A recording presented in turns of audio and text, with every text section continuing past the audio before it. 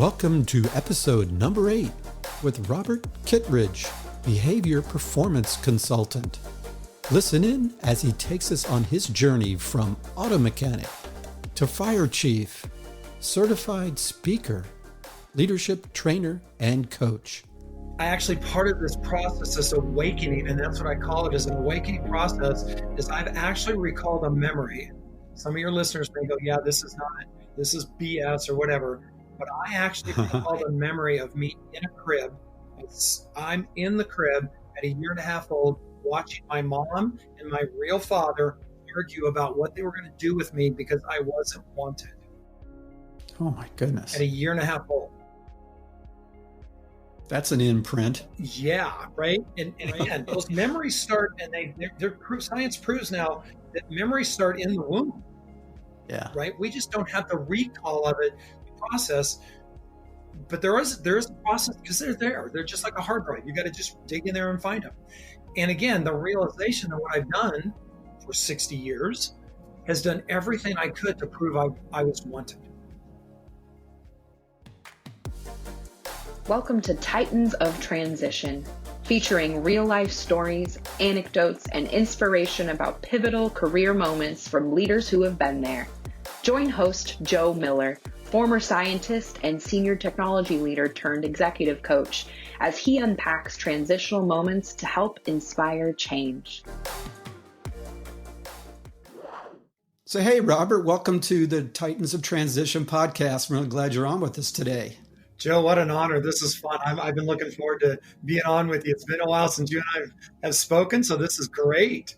Yeah, it is cool. So, yeah, I met you in the John Maxwell team, and you were a founding member and helped me along the way, helped me get started. So I really appreciate that. It's good times, such a rich community. What I'd like to do, just to get right into it, is to ask you about the first transition I was thinking about, and that really is moving from college into becoming a firefighter. I don't even know what your major was in school. I'm pretty sure you went to the university up in Fort Collins. Is that right? No, it isn't actually. I'm wrong. I actually did not go to college or school for firefighting. I actually, after high school, went to a technical college in Arizona to be an auto mechanic. Oh, wow. That's how I started my career, was actually as an auto mechanic. Well, I know from previously talking to you that you were a big fan of the teams up in Colorado State, is it? Yeah. In Fort Collins? Yeah. All right. Well, go ahead. Well, take us through that. It was really, and this ties into a lot of my story, is I went to a technical college because I didn't believe I could really go to college. There was a part of me that didn't believe I could be educated, I guess, right? But I could turn a wrench. That was easy. And spent a year going through that, came back to Colorado, ended up with a divorce, my first divorce.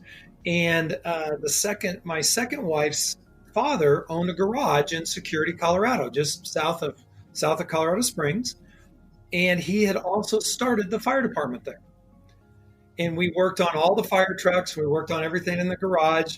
And I remember he used to keep telling me, boy, you ought to go do your civic duty and start volunteering. You ought to, and I wanted nothing to do with it. As a matter of fact, an old roommate of mine, I remember when we lived together, was going to EMT school, and he'd come home talking about the things he'd seen. And I'm just like, ooh, I'd never want to do something like that.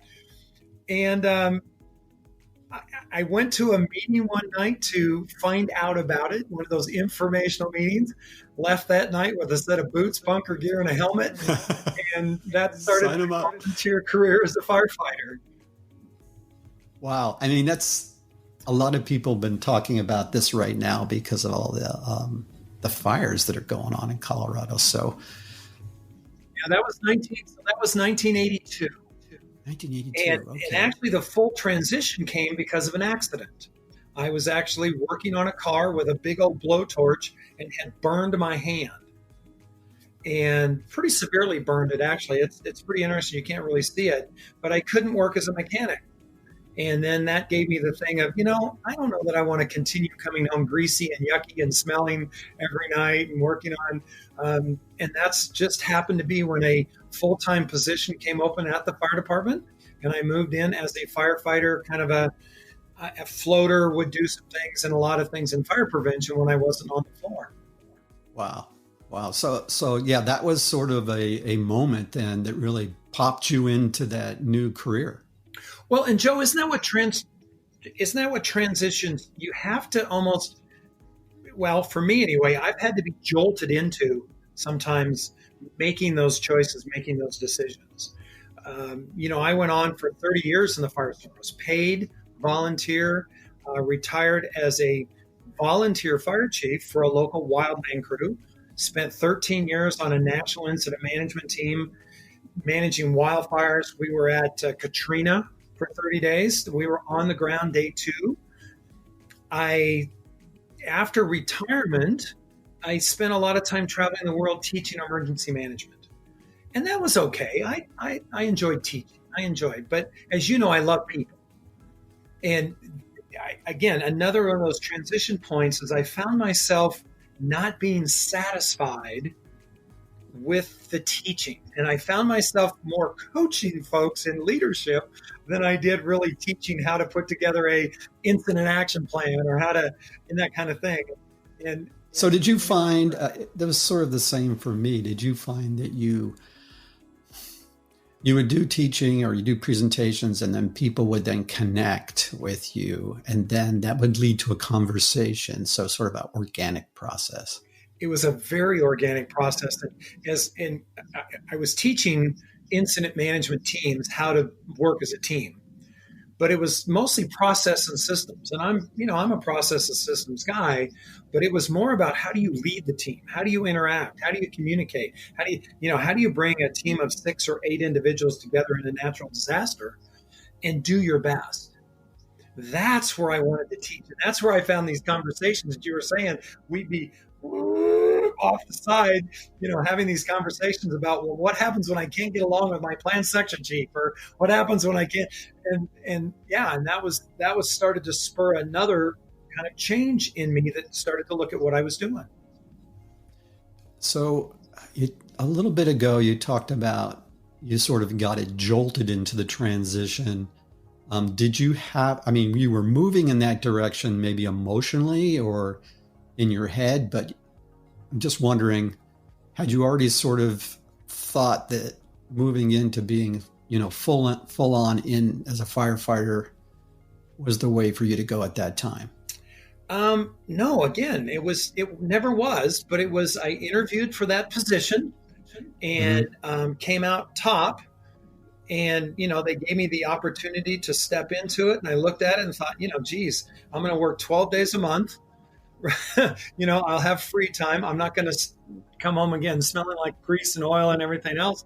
Yeah. So it was an obvious choice once I started to get into it, and then I started loving it. Tying forward, what I've realized is part of my upbringing, part of my belief is that I've had to rescue people. And so today I've looked back on that realization. I spent 30 years in a business that I did nothing but what? Really rescue people.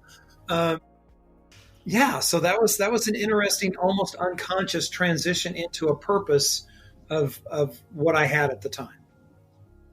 When you were with the fire department, you were going out of state, doing the Katrina thing. You were fighting wildfires. I imagine you had a lot of experience with fires that are going on right now in Colorado and in California. By the way, there's a lot in Colorado. It seems like the news just talks about California constantly, but there's a lot of stuff going on there. So Western Slope right now they haven't received any of the rain. It's been burning pretty bad over there. Yeah. So a lot of things go on when you're in a job, in a position, in a role that I wonder also, as you said, you really enjoyed it.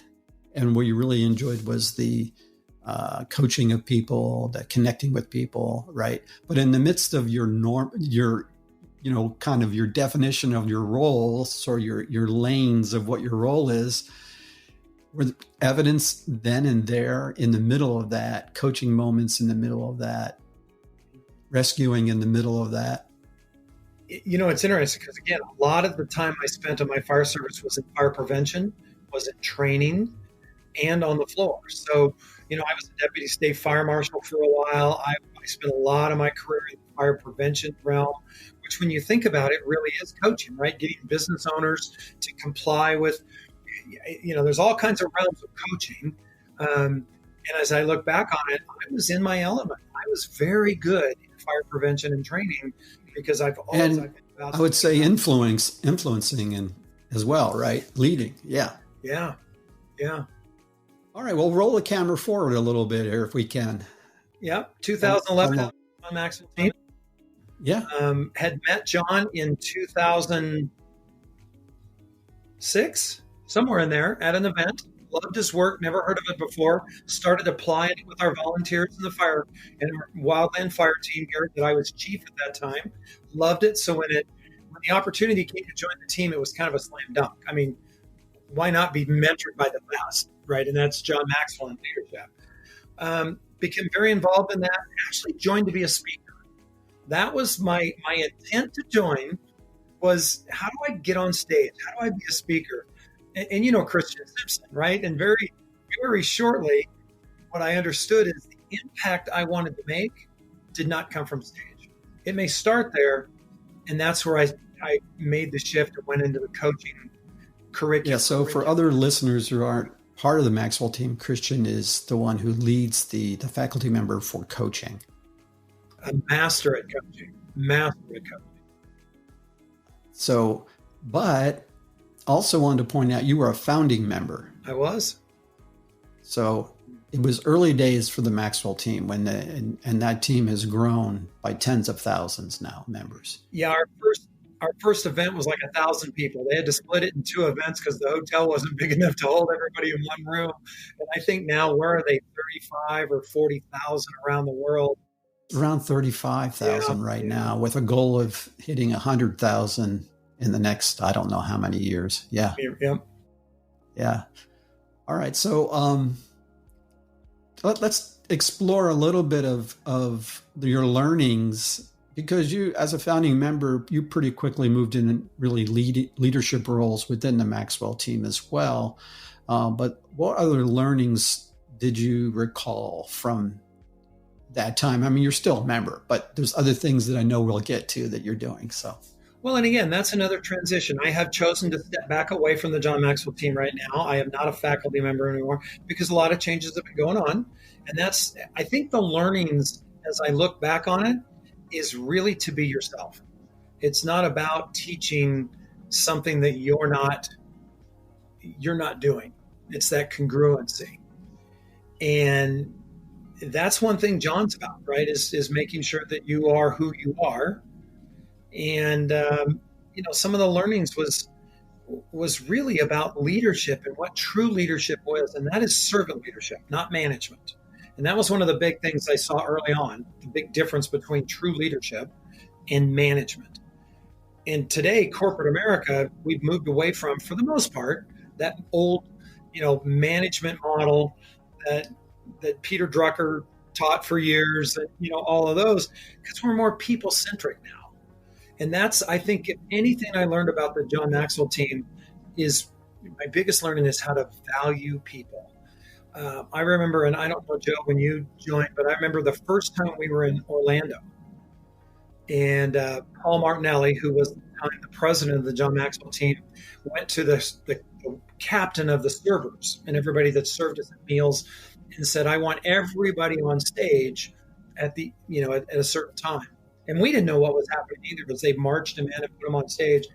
And him and John acknowledged each and every one of those people that had waited on us for a week and served us. And the one gal, I can't remember, this little Hispanic gal, she was just such a sweetheart, a little grandma. She was beautiful. He gave her one of our challenge coins. Remember the challenge coins? And said, this is very special. And this gal was in tears. And that showed me how to value those that typically don't get valued. And that was a big learning for me. And I still do that today. I ask I go eat out. I always ask the server's name. And now I make a point of it with the mask now is I ask them, can I see your smile? Can you pull your mouth down just for a minute so I can see your smile? And it's amazing the connection that they're like shocked about that. And then, of course they pull their mouth and they just smile because nobody gets to see it right now. So that's the learning I've taken away from the John Maxwell team is really how to truly value people. Now, obviously, part of being a Maxwell team is you have your own business running it in parallel, right? You were part of the community for your own growth and to serve into as a leader, but you also have your own consulting business for a number of years as well. So why don't you talk to us about, those early days kind of running in parallel with the Maxwell team, taking us a little bit more current as we go. Yeah, well, I knew early on the John Maxwell team was going to be big. I just knew that.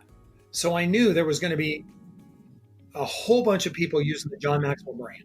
And that's why I joined, right? Credibility, brand. But I also knew that I needed to make my own brand. And I did that. And then I transitioned into my own business. Now that was with a partner, my first business, Kittridge Connection.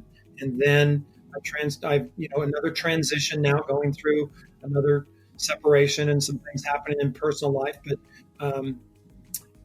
starting my own business called Focus Point Solution.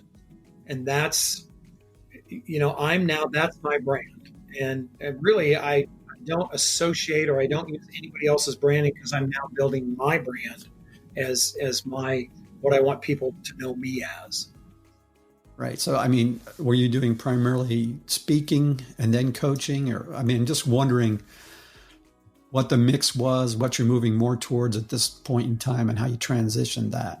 A lot of it was masterminds at the beginning, right? Did a lot of leadership masterminds using John's work, then transferring into coaching off of some of those, good corporate training. I'm also certified as a behavioral, a behavior performance consultant. So I use some assessments in that I really specialize with those, going in and forming teams and working with teams with. And then the core of my business is coaching, one-on-one.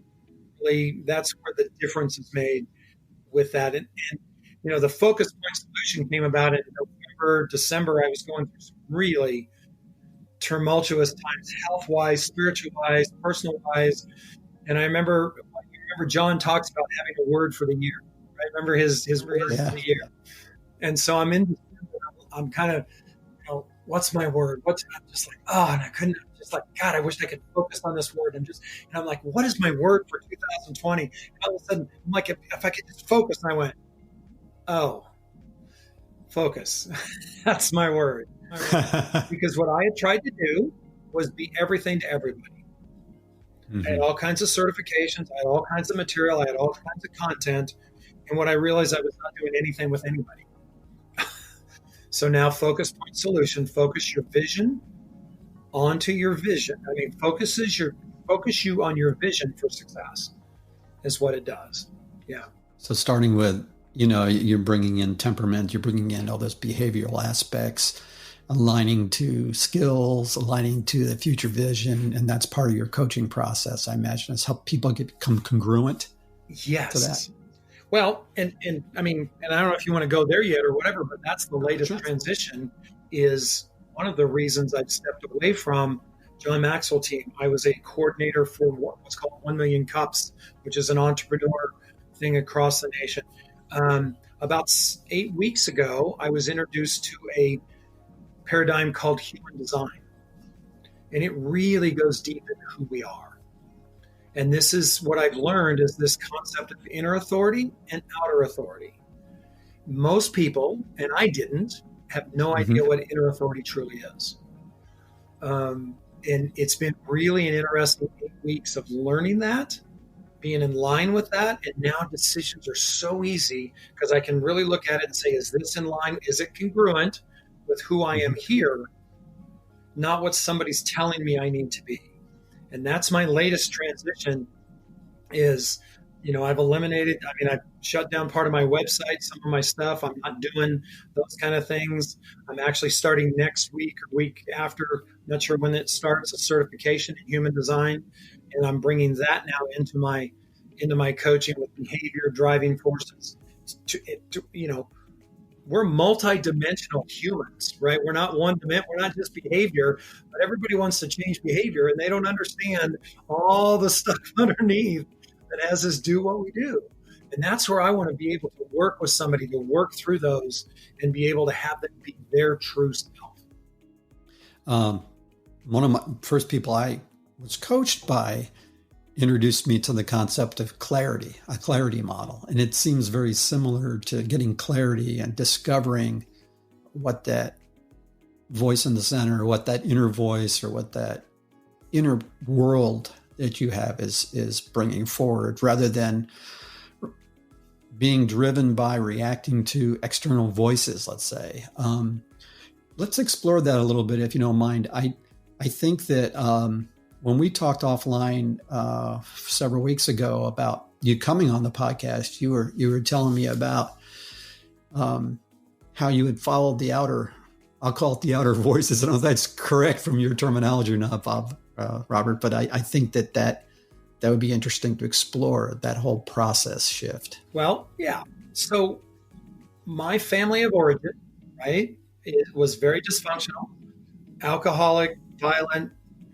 As a child growing up, we are an open vessel.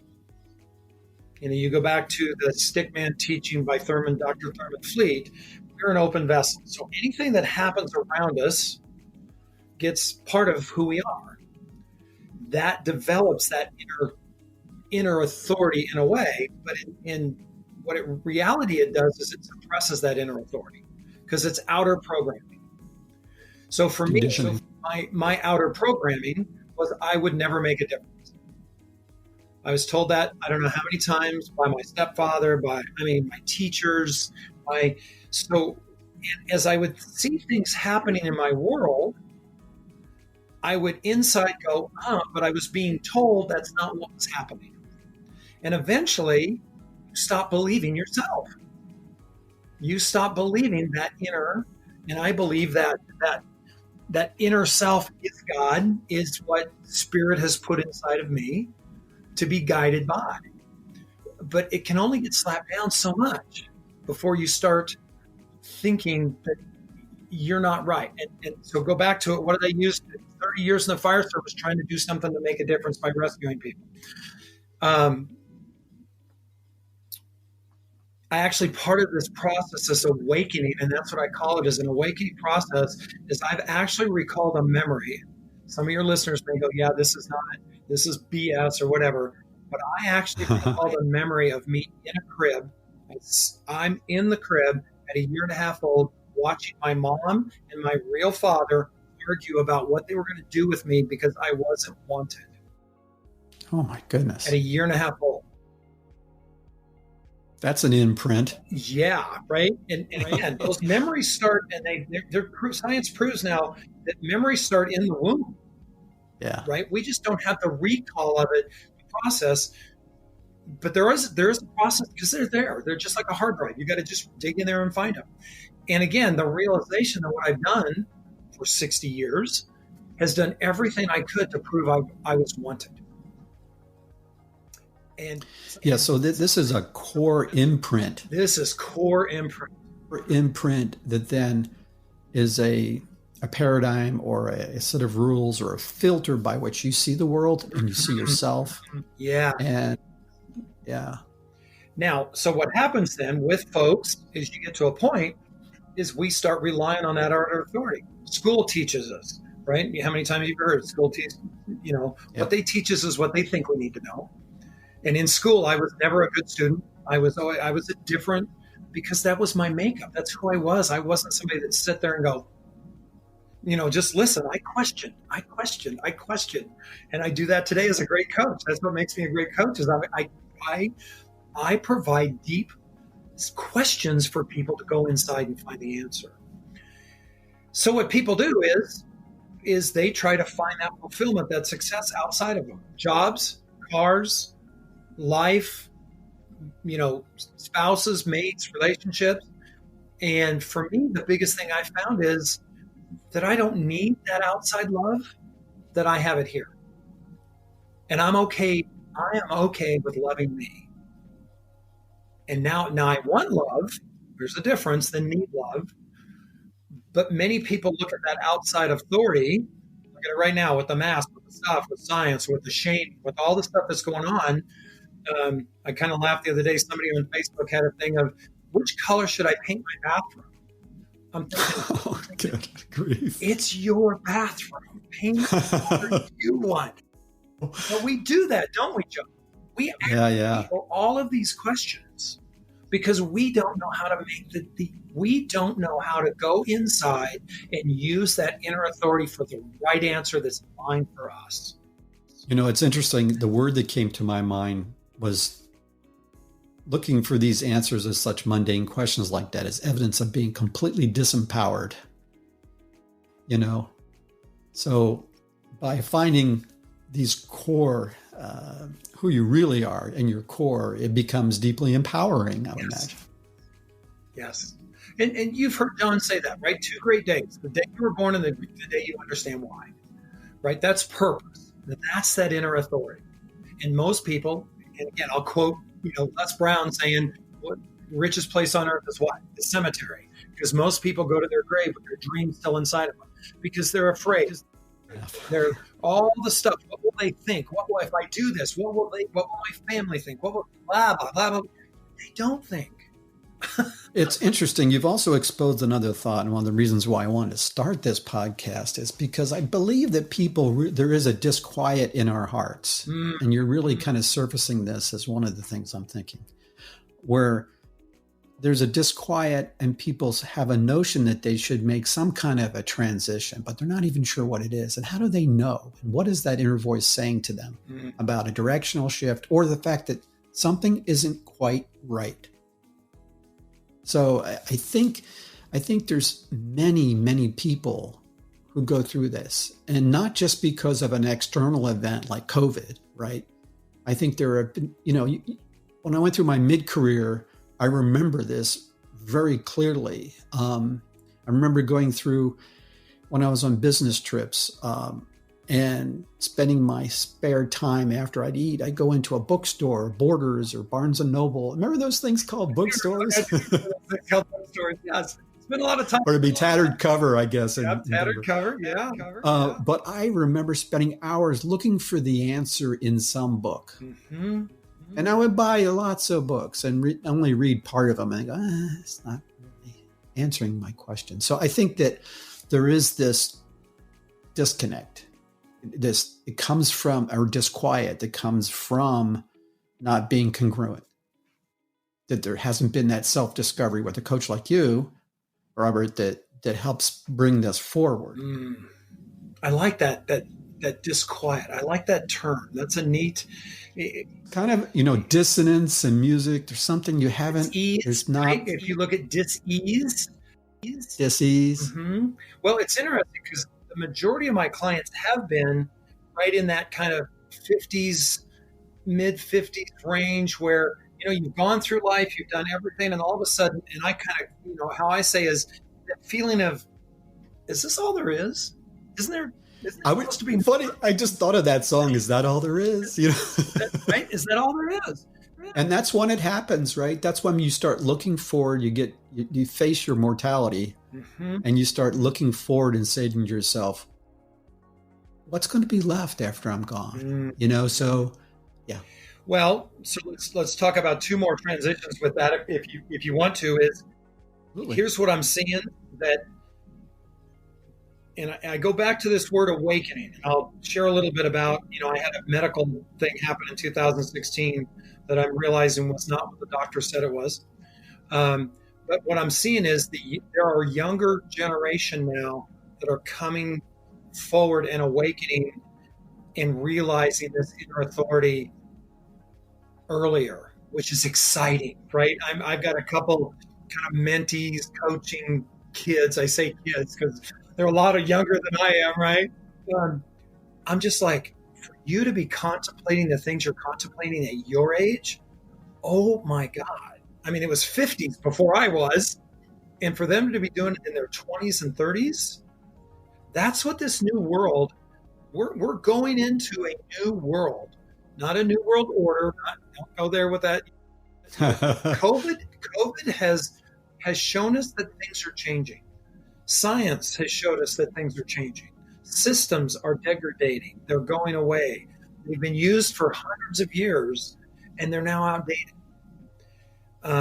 So this awakening that I see happening in folks is starting to learn this. How do I tell the right thing for me?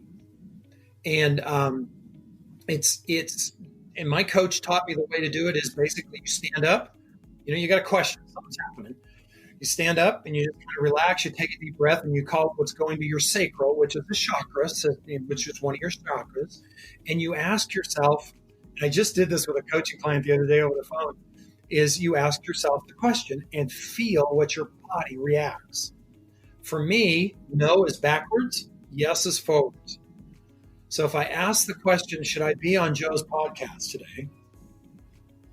Right? And I do that. I honest to God do that before. And I mean, I didn't even get the question out of my mouth this morning. I was like, okay, we're ready to go today.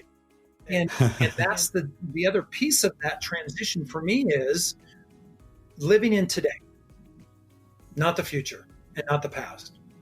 I read the book while I was during COVID, which was a great time for reading, right? I'm not a TV watcher, but I read The Power of Now by Eckhart Tolle. And it was transformational for me to figure out for most of my time I've spent back there wishing I would have done something different, or what can I do to make sure I do something up there right? And neither one are there. The only thing we have is right now with you and I, Joe. That's the only thing we have. And that has been a huge transition for me now in satisfaction, contentment. Stuff still happens, right? I mean, stuff still happens. I mean, my problems have not gone away. It's a huge theme that's coming forward in the guests I'm having is everyone speak to this point about being in the moment, the power of now. Mm-hmm. And also it ties into, I think, realizing that you're on a journey, right? And, your sense of your calling, your sense of your purpose, your sense of your own identity from the inside, the internal, rather than the external definition, mm-hmm. that will become refined more and more as you go through your journey. Mm-hmm. Well, and part of my human design is the truth will be revealed over time. So for me, I'm pretty much a snap decision maker because my spleen, which is the part of our human design that I get these flashes and I'd make a decision on them. But now what I've learned how to do is go, okay, let's check this out. Let's look at this. And it's interesting now when I go back and look at my life, how many of those snap decisions were the ones that really got me in trouble a lot, right? Where took me down a path that wasn't right for me. And, one of the things I realized a few years ago as I started to do some work was that I've lived my life through fear, guilt, shame, and obligation. That's how I've lived my life. And all of those are out there. They weren't here. And once I realized that, it's just been an amazing release of that to be able to live in the right now and be, and just be. I had a friend of mine, she'd tell me, can't you just be? And I'm just like, aren't I? Be? I was doing, I wasn't being. And it's just so nice to just be. It's just awesome. The other thing about that is you miss what's going on, right? So many people miss. A couple of weeks ago, I took a drive up in the mountains and over to the western slope and spent some time and coming back over some mountain passes with a friend. And we were just enjoying the woods and the forest and the nice, and people are, they come up speed behind you. And I would just move over. I don't know where they were going, but they were missing where they were, right? They were missing the beauty of the ferns and the forest and And how many people do that? We're so busy going somewhere that we totally miss what's happening right now. And that's all we have is right now. Do you remember Yoda in Star Wars talking to Luke? Take your mind off of where you are, or some statement like that. It popped into my head. I have a strange brain, so sorry about that. Oh, that's our mind, if you think about it, our mind is designed to protect us. Our mind is designed to keep us safe, which means status quo. Our heart, our inner authority, is designed to move us forward, designed for us to grow. So when we start thinking into it, I have a coaching client and he's very good at that. What are we thinking? I said, nope, stop thinking. Because every time he thinks, he goes back to his limiting beliefs, he goes back to the programming, he goes back to everything, and it stops him dead in his tracks. It's a great point to make, because sometimes the changes we need to make, people need to understand the changes you already identified that you want to make, regardless of what they are. You are, from an evolutionary standpoint, your lower brain function, your flight or fright, is predispositioned not to make that shift. So it's prioritized against making change. Absolutely. It seeks safety. It seeks consistency. So sometimes people say, why can't I do this? Well, it's because, realize it's okay. You can get through it. And again, you just said it's, and I've learned this through Paul Martinelli and Dr. Paul Sheely. And who was it? Somebody said the quality of the answer you get depends on the quality of the question you ask, right? I don't remember who said that, but it's like, well, why can't I do this? Your brain's going to tell you exactly why you can't do it. It is going to line up exactly with that, versus how can I do this? Or what's a way to do this? Or that it's that. So how do I move that to that prefrontal cortex? Our thinking, right. Our creative mind versus the lizard brain that's going to keep us where we are. And into our heart, into our inner authority, to be able to line that up with purpose and passion. And that's just part of the joy I coach as well. So that's part of the joy of engaging with a coachee, is it's going through and unpacking that process and making suggestions around helping people discover small moves they can make that might be a little less risky to move into that direction once you've clarified and identified what that direction that's desired is. Yeah, and the key that I found is again, the little shift from a mentor to a coach is once they identify what they, right? And Christian Simpson teaches us that. And again, right? And Scripture even says the kingdom lies within. I don't have the answer for you, Joe. You do. Right. I just got to be able to help you swim through or open up or uncover or discover or and it's interesting. I've had some coaching clients that really get challenged by that, and they get stopped and don't move on. And you know what? That's okay too. That's okay too. We have to be at that point where we desire to move forward, not where others are telling us. I got somebody right now that, you ought to contact this guy. He really needs you. I said, if it's right, he'll reach out to me. He knows who I am, but I'm not going hunting. No forcing function here. No. So let's turn our direction now. What I'd like to do is have a discussion around, this is the question that people sort of roll their eyes at when I ask them, but it's out there. It's pretty standard. What advice would you give to your 25-year-old self? Or if that's too hard to map to, someone who's starting out, based upon your learnings, what you've learned through going the process of transition, based upon your insights and your epiphanies that you've gone through. I'm trying to get to, what are some practical takeaways? And we've dropped a few of these through the conversation already. So, yeah, Joe, I think it's real simple. It really is discover who you truly are, who you are inside, as God, as Spirit, whatever you want to call it, has created you. Right? We are created whole, complete, resourced in every way for success in which we were created, i.e. purpose. So once you discover this, then you can discover purpose. Thus, then everything you can, and then make those alignment decisions to align with who you are, and not who others think you are or others think you should do. That would be my greatest advice. And again, I see that with these young kids coming up is everybody's trying to tell them where to go, what to do, how to do it. No, let's sit down and talk about what you feel is right. So it's really is about discovering your inner authority and living by that inner authority. That would be my advice. Is there also a process where you sharpen your skills of understanding where that voice is coming from? Yeah. So that you can differentiate between mom Absolutely. and dad or whatever, Absolutely. Yeah. And it's not a simple process, and it is a simple process. For me, again, I've been in the personal growth field since about 1982, trying to grow myself and develop, because I've always known there's somebody in here better than me, right? Than the outside world saw me as, and when it clicked, it clicked. And for some, I find when they're ready, and again, when they're ready, it's going to click. And it's just a process of really discovering. I take them on a story. I had a coaching client that she was talking, and I kept hearing this kind of theme that's running through. And I just said, okay, so close your eyes. I want you to think back. When was the first time that ever happened? And she actually went back to being like a preschooler, and something happened, and she made a decision.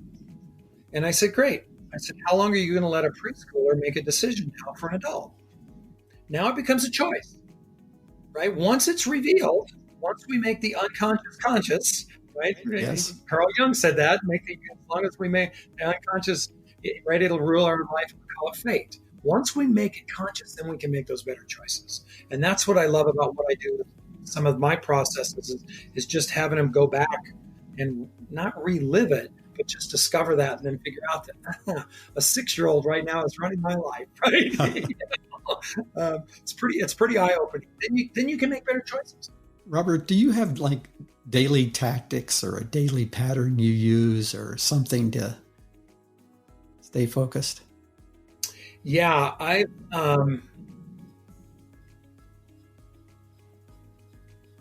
I've changed my schedule to where I don't do anything business-wise. And I say that. I try not to do anything business-wise before 9 a.m. my time. I spend those first couple hours of my morning with me and doing some reading, meditation. Every day is different. I go for a walk some days, but really becoming centered in who I am for the day. And I'm at the point now that I can tell when I don't do that. When I start a coaching call at 8 a.m. in the morning, or I've got some East Coast clients that are, 9 o'clock their time is 7 mine. I'm like, okay, you're pushing it here. That, and the other thing I've done now is I've marked one day during the week off. I call it Cleanse Day Wednesday. So on Wednesdays, I don't do any. It's all my time. Typically, I've been going for hikes, bike rides, spending time with friends, good conversations, and it's a way for me to cleanse off some of that other energy that I've absorbed and do things that I want to do in the middle of the week. That's rich.